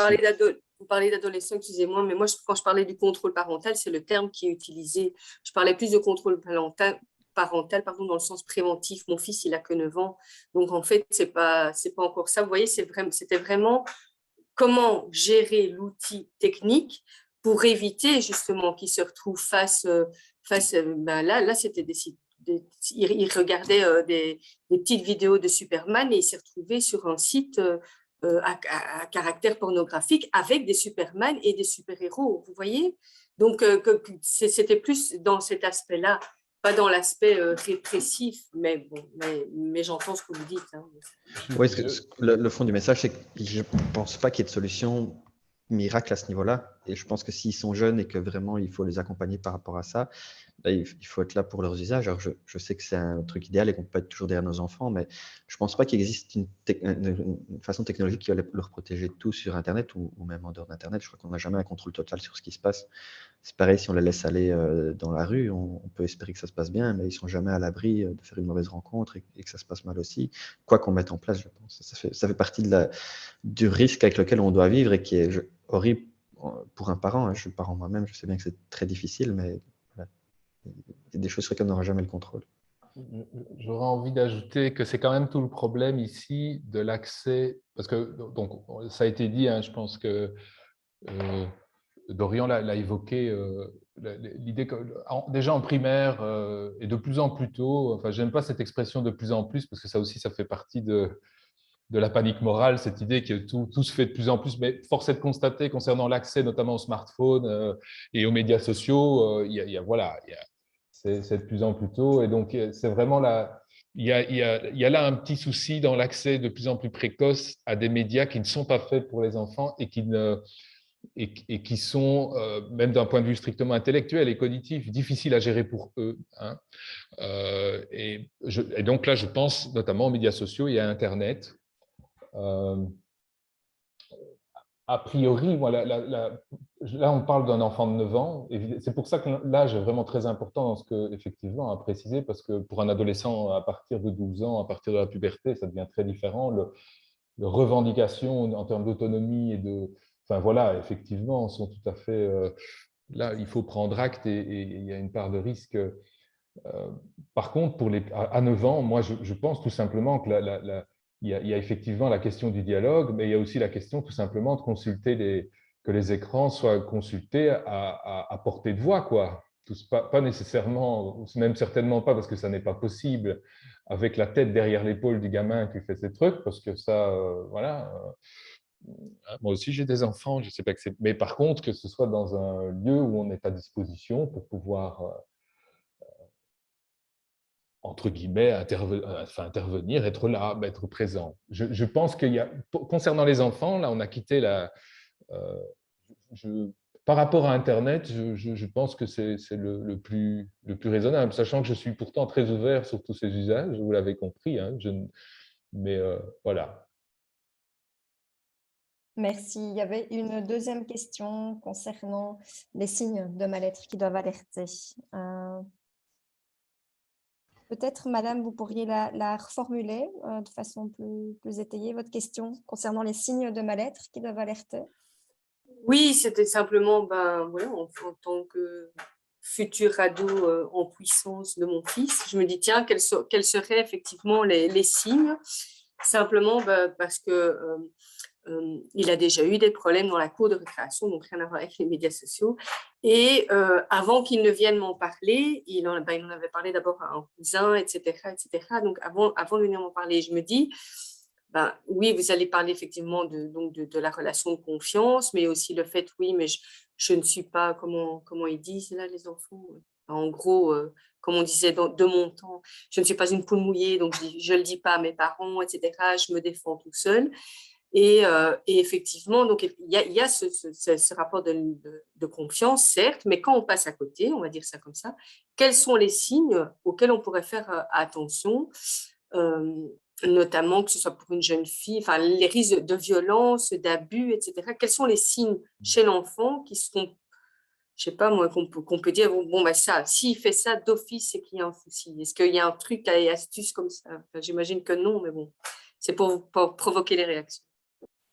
Encore, je me permets, tant que j'y suis, parce que c'est quelque chose qu'on a travaillé aussi, hein, la question, on a récolté des récits de vie, notamment de personnes qui avaient vécu du harcèlement et du cyberharcèlement de façon intensive, de situations relativement problématiques. Alors évidemment, la difficulté, il n'y a pas de signe spécifique. La souffrance d'un adolescent, elle se marque toujours plus ou moins par les mêmes choses, hein, des brusques changements dans les résultats scolaires, des brusques changements d'humeur, mais ça, l'adolescence, c'est un petit peu, là pour le coup, donc voilà, alors peut-être des signes qui seraient éventuellement un peu plus spécifiques, peut-être, que j'avais envie de mentionner, qu'on a observé chez la plupart des personnes avec qui on a fait des récits de vie. C'est alors toutes les stratégies d'évitement extrêmement logiques. À partir du moment où l'enfant, plus ou moins subitement, va développer un certain nombre de stratégies pour ne pas aller au cours, pour ne pas participer au cours à la gym, pour ne pas… Mais on n'est pas, en tant que parent, on n'est pas toujours mis au courant, hein, mais voilà. Et puis aussi quelque chose auquel on ne pense peut-être pas toujours, mais qui est, à mon avis, une intention à avoir, c'est toutes les somatisations, évidemment, hein, les maux de ventre, les maux de tête qui apparaissent comme ça de façon plus importante. La somatisation, dans les contextes dans lesquels le langage, la parole n'a pas trop droit au chapitre, c'est clair que la somatisation prend une place. Or, dans les situations de harcèlement et de cyberharcèlement, on se rend compte du côté de la victime qu'elle est très fort en difficulté pour verbaliser souvent ce qui est en train de se passer et que ce qu'elle verbalise n'est pas toujours bien accueilli d'ailleurs. Pas par les parents spécifiquement, mais par exemple par les adultes de l'école, il peut arriver qu'il y ait des malentendus, etc. Merci Pascal. Je vois qu'il y a une main levée, mais il y a aussi des questions dans le chat, donc c'est peut-être la même question, mais n'hésitez pas à revenir si ce n'est pas la même question. Ici, dans le chat, on demande s'il y a un temps d'exposition qui serait excessif. Je ne sais pas qui voudrait répondre à cette question. Moi, je veux bien. Dans la littérature, il y a beaucoup de débats là-dessus sur le temps d'exposition à un écran en général, que ce soit dans les réseaux sociaux, les jeux vidéo ou quoi que ce soit, avec l'envie d'avoir un seuil qui serait facile à suivre et après lequel on peut dire on utilise trop les écrans. Mais dans les faits, c'est pour ça que c'est toujours autant débattu. D'ailleurs, c'est très difficile de venir avec quelque chose d'aussi arbitraire. Ça va vraiment dépendre de beaucoup de choses. On aime bien transformer un peu la question et parler plus de la diversité des activités, donc de voir dans quelle mesure ce temps d'écran-là empiète éventuellement sur d'autres choses dont on considère en tant que parents qui sont nécessaires à nos jeunes. Et là, éventuellement, à se poser des questions. Maintenant, dire après une demi-heure, 1 heure ou 3 heures, ça devient trop. Il n'y a pas encore vraiment d'éléments qui nous permettent de nous tenir cette position-là. Il n'y a pas de point clair dans la littérature par rapport à ça. Et il y a encore une clarification qui est demandée. Est-ce que quelqu'un, enfin un intervenant, pourrait définir la notion des usages excessifs des médias sociaux?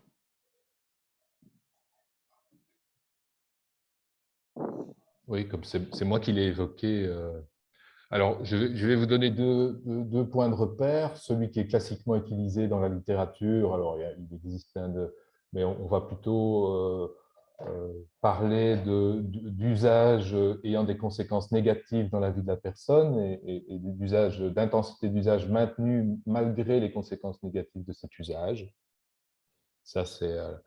Alors, de mon côté, plus en tant que psy, ce qui va m'intéresser, c'est... Alors, parce que le problème de cette histoire de conséquences négatives, c'est des conséquences négatives pour qui, hein, et du point de vue de qui?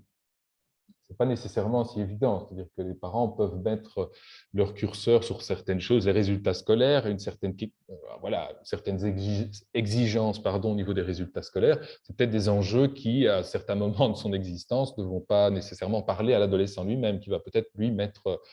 Donc, voilà, ça peut être des usages qui sont problématiques pour l'entourage éventuellement. Ça peut justifier ça, le fait qu'un tiers vienne éventuellement soutenir la famille en question. Je voulais dire autre chose, mais oui, moi, ce qui va m'importer en tous les cas dans ces situations d'usage excessif, d'usage problématique, hein, et notamment, ce qu'il faut savoir aussi, c'est qu'en consultation, ce n'est pas tellement les médias sociaux qui sont au cœur des consultations, c'est plutôt les jeux vidéo. Les services spécialisés sont pour 99% des situations, et ça concerne des usages excessifs des jeux vidéo. Les médias sociaux étant moins, il y a beaucoup moins de consultations à ce sujet-là. Moi, ce qui va m'intéresser dans ces situations-là, c'est de savoir est-ce qu'il y a une souffrance là derrière qui va expliquer finalement que l'usage et qu'on mobilise comme ça dans une espèce de stratégie pour se divertir, que ce soit les médias sociaux, que ce soit les jeux vidéo. C'est la question de la souffrance qu'il y a derrière. Je pense que moi, c'est ce qui va m'importer beaucoup, et pas la souffrance liée à l'usage lui-même, mais l'usage lui-même étant là généralement pour faire avec une souffrance qui est liée à l'école, au relationnel, à la famille, enfin toutes ces questions que les adolescents peuvent rencontrer, les problématiques. Si je peux juste me permettre un petit commentaire par rapport à tout ça, c'est que nous, ce qu'on travaille alors dans ces cas-là, c'est la notion de la valeur familiale, parce que la valeur parentale, la valeur de l'enfant, autour de toutes ces questions-là, va faire que des parents vont peut-être penser qu'une activité, du temps passé sur les jeux vidéo, c'est une perte de temps, alors qu'en fait, on a bien vu dans les exposés tout ce qu'il y a au niveau de la construction de son identité, de pouvoir tester ses limites aussi, de pouvoir développer des compétences. J'aimais bien le commentaire de Maxime qui était de dire que s'il y a une consommation excessive, c'est parce qu'alors du coup, ça empiète sur peut-être toute autre forme d'activité. Ça m'est déjà arrivé de devoir travailler la valeur familiale avec une famille qui était chacun sur son smartphone à table. Tiens, mais pourquoi est-ce qu'alors ce moment-là n'est pas un moment où on arrive peut-être à discuter? En fait, c'est ça qui est compliqué, c'est qu'effectivement, on peut se référer à, tiens, 1 heure, 2 heures, 3 heures par jour. Oui, mais en fait, il y en a pour qui ça va être très intéressant d'avoir ces 3 heures-là parce que ça va leur permettre d'être en contact. un contact peut-être parfois plus sécure au travers d'un jeu vidéo qu'un contact quand ils sont sur un terrain de foot ou sur un terrain de basket ou peu importe. Et donc vraiment, c'est arriver à pouvoir essayer de retrouver un peu une valeur commune, que chacun puisse exprimer ces choses-là, les besoins, les intérêts évidemment de tout un chacun. Et donc du coup, ça vient un peu avec cette notion un peu bateau de dire que c'est remettre du dialogue autour. Et ça rejoint un petit peu le côté, tout à l'heure, tiens, un enfant de 9 ans, oui, ça va aussi, on va dialoguer, on va prendre la possibilité de lui expliquer les choses, enfin, ça va être important. Voilà. Merci. Je vois la main de monsieur ou madame Entris qui est toujours levée. Est-ce qu'on a répondu à votre question qui parallèlement était posée dans le chat? Ou levez-vous la main pour une autre question peut-être? Non, pas de réaction. Une autre question? Moi, de mon côté, je vois dans le chat un partage d'un outil pour aborder la thématique de manière ludique. Donc, le lien est partagé dans le chat. C'est un jeu de plateau qui permet d'aborder pas mal de ces notions. Donc, n'hésitez pas à voir le lien dans le chat pour les personnes intéressées. Oui. On peut d'ailleurs faire un petit point sur la question des ressources. Je vais tout de suite vous partager quelques ressources. C'était une autre question. N'hésitez pas à la poser ou vous avez un problème avec votre micro. Il y a Madame Entris. Oui. C'est bon, Je- vous m'entendez? Ah, voilà, la caméra Oui, tourne. en fait, moi, je suis intervenante et je voulais savoir si vous aviez connaissance de livres ou de documents qui pourraient être à destination des parents pour déconstruire un peu, enfin, tout ce que vous nous avez indiqué, déconstruire la diabolisation des médias sociaux, des usages des jeunes, voir tout, enfin, expliquer en fait ce que vous nous avez dit, mais de façon, voilà, je pense qu'un livre de recherche ne serait pas approprié. Alors, je vais tout de suite passer la parole aux intervenants s'ils veulent partager ici une ressource plus particulière. Juste, donc, on va y venir d'ici quelques minutes à une petite slide où on vous suggère quelques ressources et notamment un guide publié ici tout récemment par Action Média Jeunes sur comment accompagner les jeunes sur les réseaux sociaux. Mais voilà, Maxime Rézibois, Pascal Minotte, Dorian Buxin, si vous souhaitez partager une ressource plus particulière, voilà, c'est le moment. Je lis plutôt des articles scientifiques que des livres. Du coup, moi, je n'ai pas vraiment, en tout cas, ce statut encore de livres que je connais qui soient ressortis, mais plus des jeux ou des choses comme ça qui peuvent permettre de créer le débat autour de ça. Mais l'article dont Pascal a parlé en introduction, pour moi, est vraiment très accessible à ce niveau-là. Donc, celui qu'il a rédigé il y a 1 ou 2 ans de ça, sur médias sociaux et bien-être à l'adolescence, je pense peut vraiment être un bon départ pour creuser ces questions-là. Ouais, moi, j'aurais envie d'ajouter bon, il y a des temps d'arrêt, il y a différents temps d'arrêt sur la question, enfin, notamment ceux que j'ai écrits, mais il y en a d'autres. Et puis, j'ai écrit un bouquin qui est peut-être vraiment à destination, pour le coup, des adultes, mais sans que ce soit des professionnels, Dévoreurs d'écran, aux éditions Mardaga. J'ai mis le lien. D'accord. Il date de 2015, mais je pense que la base est toujours là. D'accord. Non, mais voilà, c'est ça, c'est leur mettre à disposition s'ils le souhaitent, des choses qui soient clairement explicites et pas trop scientifiques, mais voilà. Avec des exemples, etc., des illustrations. Oui, tout à fait. Ok, merci. Merci. Dorian, éventuellement une ressource ou... En fait, moi, j'ai pas vraiment de ressources directement. Je peux vous fournir après les outils que nous, on utilise quand on va faire des animations. Je n'ai pas les liens là direct, mais je peux vous les faire parvenir à destination de qui en aurait besoin. Super, merci. On va les compiler effectivement pour le suivi auprès des participants. On vous renverra un mail à ce sujet. N'hésitez pas aussi à contacter l'AMO La Particule si vous souhaitez avoir plus d'infos éventuellement sur ce sujet. Le temps file, j'en profite du coup pour vous partager vraiment la slide en question avec les ressources. Voilà, qu'on vous conseille si vous souhaitez aller plus loin sur la question des réseaux sociaux. On l'a dit à plusieurs reprises durant ce webinaire, il y a la formation UPTIC au CRESAM sur ces questions-là. Donc, si vous souhaitez participer à l'une ou l'autre journée, vous avez le programme des journées de formation en ligne sur notre site. Celles de 2022 sont complètes, si je ne me trompe pas, mais il reste de la place à partir de 2023. Le site de Média Animation, qui est une super ressource aussi sur la question des réseaux sociaux. Action Média Jeune, je le disais, qui vient de sortir un guide assez ludique sur l'accompagnement des jeunes, justement, sur les réseaux sociaux. Et je fais une petite pub pour eux, mais la semaine prochaine, vous verrez sur leur site internet qu'ils organisent une rencontre à Namur destinée au grand public, donc plutôt en soirée vers 17-18 heures, sur cette question des réseaux sociaux. N'hésitez pas à y faire un tour. Il y a le Conseil supérieur de l'éducation aux médias aussi, qui est une ressource sur ce sujet.